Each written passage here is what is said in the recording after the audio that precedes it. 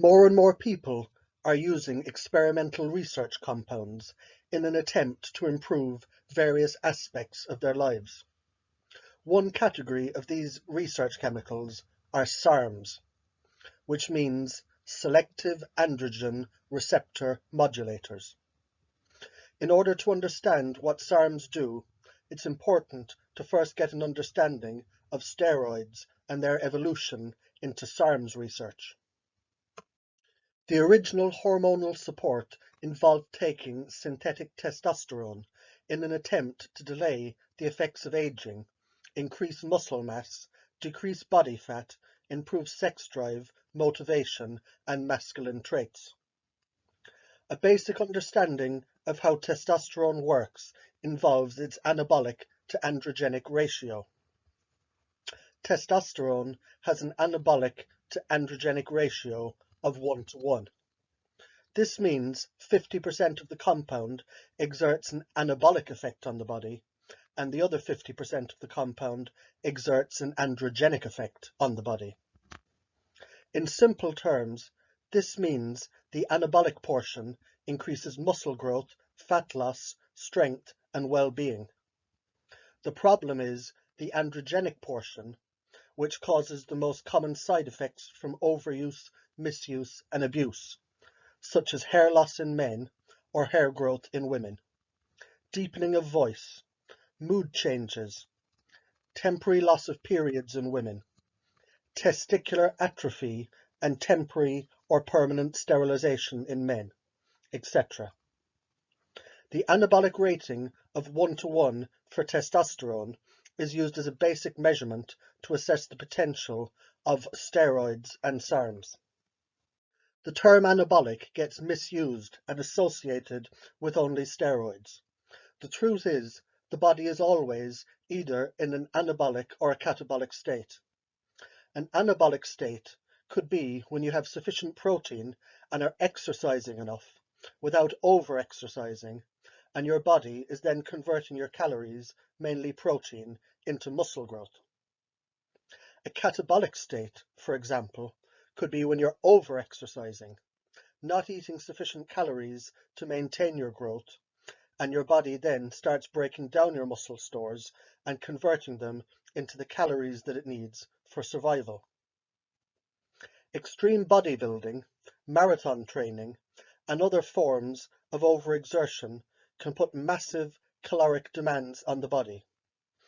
It's not unheard of for bodybuilders, professional athletes, and ultramarathon runners to need to consume up to 10,000 calories per day to maintain their size, strength, and muscle mass. Muscle burns more calories than fat, therefore the more trained an athlete becomes, the more calories they need to maintain their anabolic state. One reason that many people don't want to take steroids is that many of them need to be injected, and this is seen as being unnatural and dangerous. As testosterone has an anabolic ratio of 1:1, steroids, such as nandrolone, can have an anabolic ratio of 10:1, meaning they're 10 times more anabolic than androgenic. This means they can have greater muscle building and fitness improving potential when compared to testosterone, with a reduced risk of androgenic side effects associated with them. The next leap in the science of sports and fitness came with SARMs, which are designed to selectively bind to the androgen receptor site in muscles rather than the androgenic sites, for example, in hair follicles and the testicles. SARM's anabolic ratio can go up to 90:1, implying a much greater effect by means of a lesser dose needed, reducing potential toxicity of high-dosed compounds, and also the potential to use these drugs in women, who would be the most susceptible to the side effects of steroids. One reason people use SARMs or steroids is their ability to maintain the anabolic state without requiring as much protein in your diet, as the SARMs and the steroids can help with nitrogen retention in the muscles that would normally be achieved through a high-protein diet. There are many SARMs currently available, such as Ostarine, LGD 3033, LGD 4033, RAD 140, ACP 105, and S4, etc., and pseudo-SARMs like S23 and YK11, which are much stronger and as a result potentially more suppressive. I'd need to make more videos comparing these, as there is a lot of information available on them. The most published studies and the compound recommended for beginners, both male and female, is Ostarine. Interestingly, when various chemotherapeutic medicine was tested, it was found that by mixing various drugs, lesser doses were needed when in combination in order to achieve the same and even greater benefits with reduced side effects instead of a large dose of just one chemical.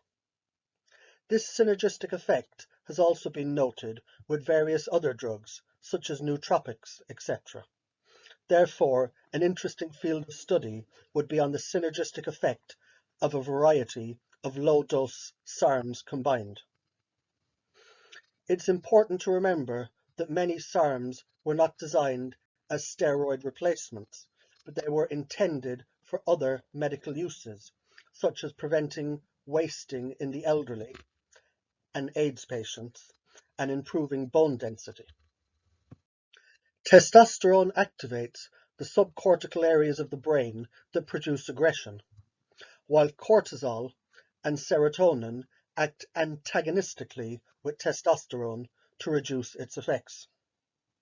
A small amount of testosterone-related aggression may lead to more motivation, risk-taking, and desire to exercise harder and succeed. However, too much aggression may have negative impacts on one's life. RAD 140, YK11, and S23 have all been noted to increase aggression in a dose-dependent manner. Despite the many benefits that people claim to get from SARMs, as they're so new, it's possible that they have some of the same sort of side effects as anabolic steroids, such as potential for liver damage, kidney damage, testosterone suppression, mood changes, and cholesterol changes, etc., especially if misused and abused. For this reason, anyone who's experimenting with these substances is highly advised to have regular blood tests, both before and after a cycle, in order to assess their impact on the body. Like everything, different people respond differently to different compounds for a number of known and unknown reasons. For example, they might alter one person's cholesterol levels, where they might alter another person's liver function scores, or they may suppress testosterone in another person. One main way to reduce side effects is by cycling. Paracelsus expressed the classic toxicology maxim: all things are a poison, and nothing is without poison. The dose alone makes that thing a poison or not. This means to take the substance, for example, for 8 weeks in a cycle, and then take 4-week break, where herbal and supplemental detox products are used for helping liver function, heart support, for helping cholesterol benefits and testosterone support to ensure the normal functioning is quickly restored. Not only is this time on, time off cycle length important, also the dose used for the time is important. One big problem with professional bodybuilders using and abusing substances is they have a body image disorder, and they're never happy with the results, and they want to get bigger and bigger. As a result, they don't take any time off their steroids or their SARMs, and instead they keep increasing the dose as their body builds a tolerance to them. Then, this results in no extra muscle gains, but a much greater chance of all the accompanying side effects. As each compound and each dose of each compound technically requires a different cycle dose and length for optimal results, and this dose and cycle length is also dependent on the individual's reaction to the substance. It can take years of trial and error, starting with small doses and small cycle lengths, accompanied with regular blood testing, in order to determine the ideal cycle length and dose of a substance for an individual. Again, if the person is already on TRT, which is testosterone replacement therapy, then they're capable of running long cycles at higher doses without needing to worry as much about the testosterone suppression, as they're already receiving a base testosterone dose to maintain their normal functioning. Another myth is how people think that by taking anabolic steroids or SARMs, they will grow muscle or lose fat.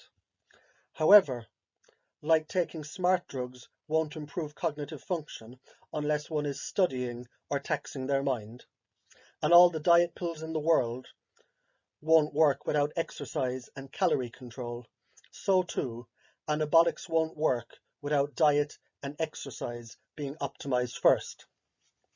Some more experienced trainers suggest that you should be lifting weights, example, for 3 years. Then, in that time, you should have enough of the basics optimized, such as your diet, exercise, and technique, that you've reached your natural potential. And only then, at this point, anabolics can be added to take you past your natural inbuilt genetic potential, allowing you to make extra muscle gains. One of the main benefits of SARMs and anabolics is their ability to speed up muscle healing. It makes it a lot easier to train each day if you've recovered and you're not sore from the day before. In order to try to build muscle more quickly, bodybuilders took anti-inflammatory drugs to allow them to be able to continue training each day. The results, however, were not what they expected. Although they were able to continue exercising each day without pain, without the inflammation present to stimulate muscle growth, they didn't grow any more muscle. Anabolics, on the other hand, speed up muscle recovery while still encouraging the muscles to grow. Many believe that this enhanced muscle recovery is evidence of the healing and life extension potential of SARMs and anabolics. Look out for future videos where I intend to discuss some of the clinical trial results of various SARMs on animals and humans. Make sure to check out my follow-up video on herbs and other methods for post-cycle therapy and on-cycle support, which can help maximize benefits and reduce the side effects of anabolics. Check out my video on DMSO to see how it may be able to increase the potency and absorption of compounds like SARMs, increasing their effect while also reducing their side effects. And remember, these chemicals are for research purposes only. As they are new, they may contain unknown risks. This is not an endorsement to take any of these. They're not meant for human consumption. Always discuss any medications or supplements with your medical doctor prior to taking them.